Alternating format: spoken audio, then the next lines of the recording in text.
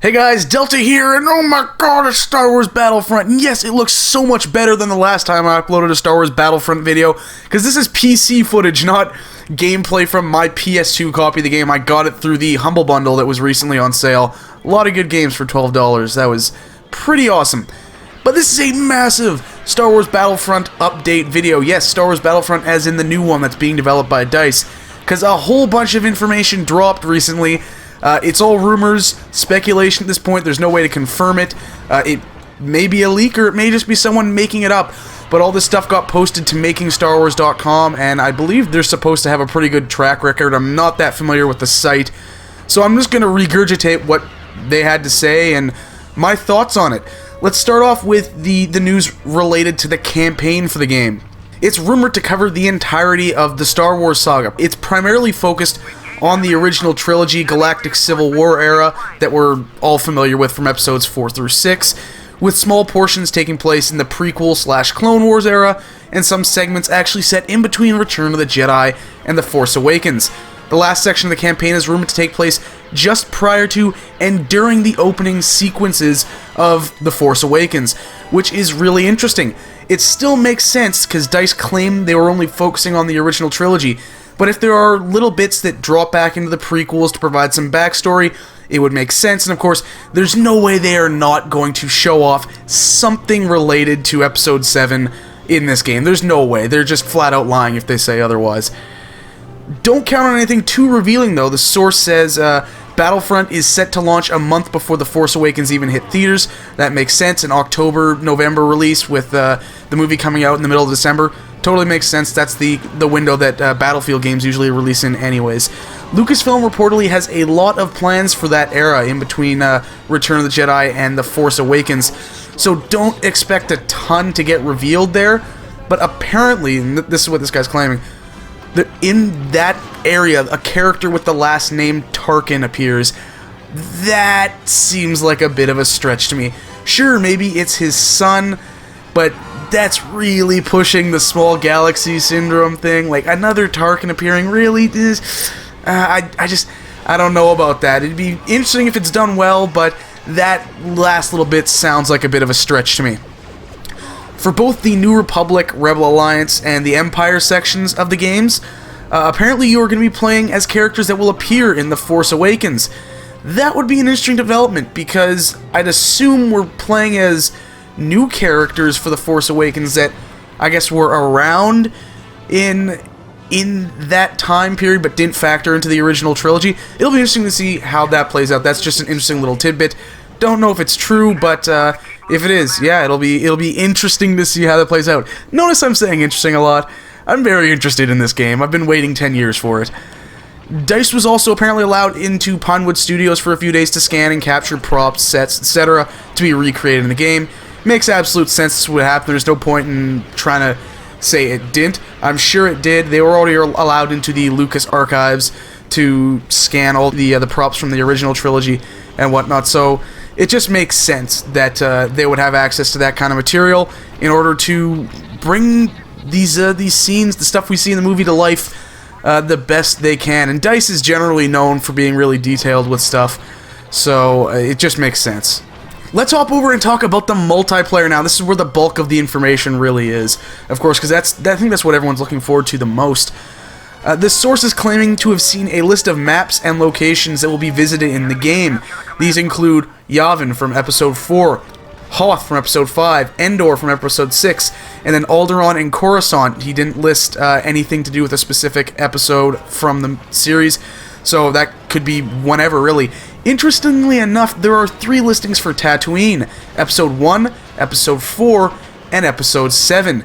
Now, if this is true, it would pretty much confirm what everyone already suspected, but there has been some debate about it, and that is that the desert planet scene in the Force Awakens teaser trailer is Tatooine. I think we all know it's Tatooine, but some people just have to argue against it for the sake of playing devil's advocate, I guess.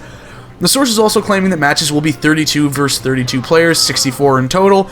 Not a stretch by any means. Battlefield 4 had that player count. PC will undoubtedly carry that player count. Consoles, not so sure. We'll see, especially with the land to space battles.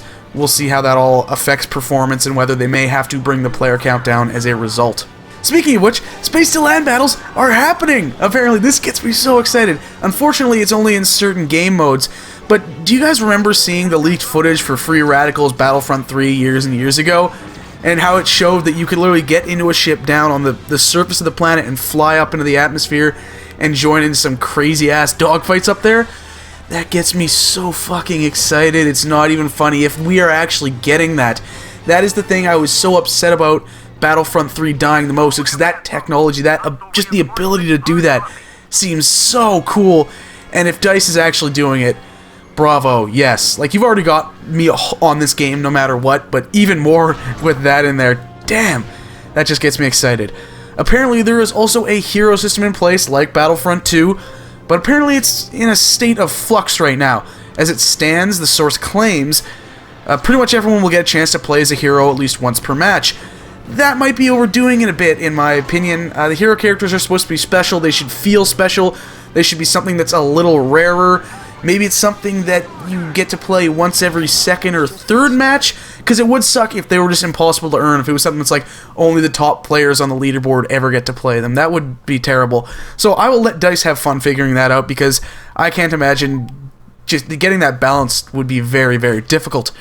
The source also claims the game will ship with several characters from The Force Awakens, but only the ones seen in the trailers, so the teaser trailer, and I assume a second trailer will be released, possibly alongside Avengers Age of Ultron, because why wouldn't Disney put it there? So only the characters that are seen in the trailers, along with new versions of the X-Wing and TIE Fighter, and I assume upgraded versions of weapons, but it doesn't say anything about that. Other characters, ships, vehicles, and presumably maps will be released after launch in an extremely aggressive DLC plan for the game.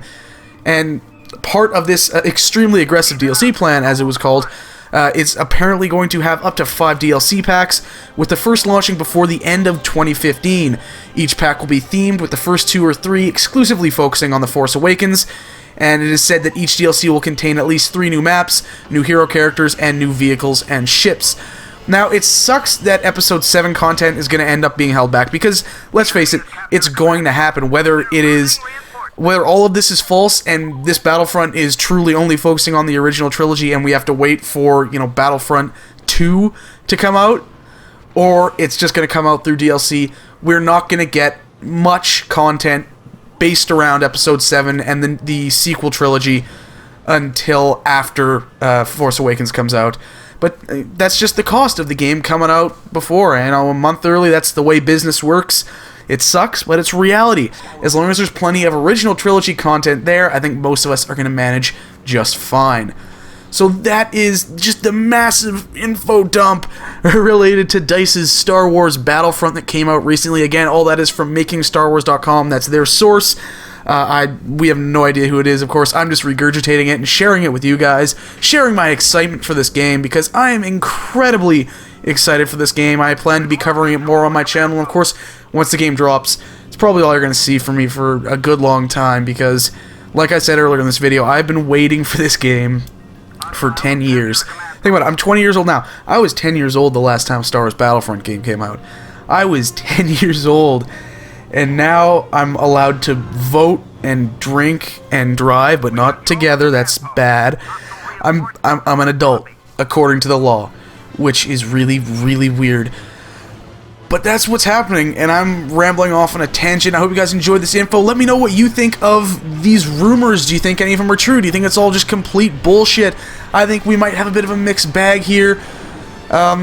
Yeah, comment section below, that's what it's for. Thank you guys for watching. Stay tuned for more Killzone, Star Wars Battlefront, and PlayStation 4 news, and I'll see you guys next time.